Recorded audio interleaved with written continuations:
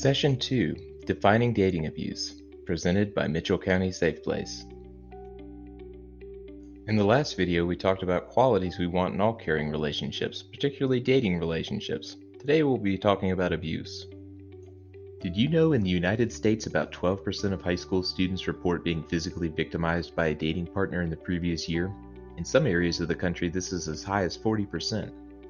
About 1 in 4 high school students report having been psychologically abused by a dating partner in the previous year, and dating abuse in America is beginning as early as the 6th grade. However, many research studies show that by far the majority of adolescents believe that being abusive to dates is wrong and should not be done. Remember, both girls and boys are victims of dating abuse, and both can be the perpetrators of dating abuse. Abuse can come in many forms, but for the sake of these videos, we are going to split it into two categories: physical harm and psychological or emotional harm. Physical harm is defined as any intentional act causing injury or trauma to another person by way of bodily contact. Some examples of physical abuse are hitting, kicking, scratching, spitting, or choking, but any abuse that causes an injury is physical abuse. Emotional harm can seem a little more complicated. Emotional harm is defined as any abusive behavior that isn't physical. This includes things like verbal aggression, intimidation, manipulation, and humiliation.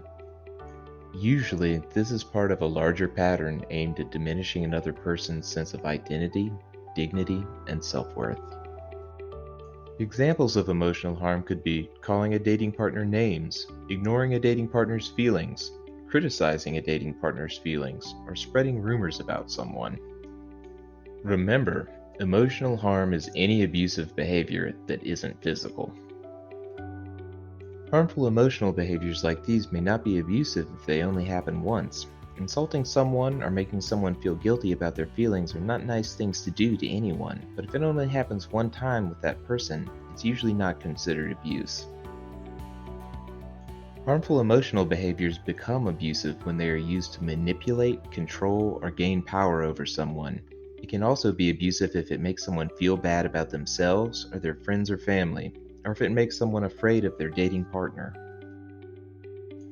An abusive dating partner can use both physical or emotional attacks on their partner.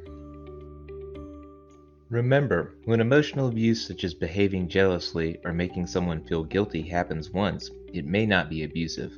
It becomes a problem when these actions happen more than once and when they're used to manipulate, control, gain power over someone, or make a person feel bad. Any use of physical or sexual violence, however, is abusive, even if it's only done once. Teenagers from all neighborhoods, income levels, and ethnic groups experience abuse in dating relationships. Dating abuse can happen to anyone in any relationship.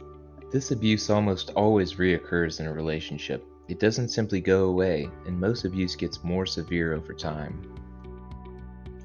Everyone needs to know how to deal with dating abuse for two primary reasons.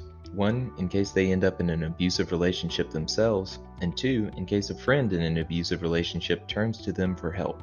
Knowing how you want to be treated will help you determine whether you're in an abusive relationship. Use your own list of harmful behaviors as warning signs for abuse. If you aren't being treated the way you want to be, then you have some choices to make about the relationship.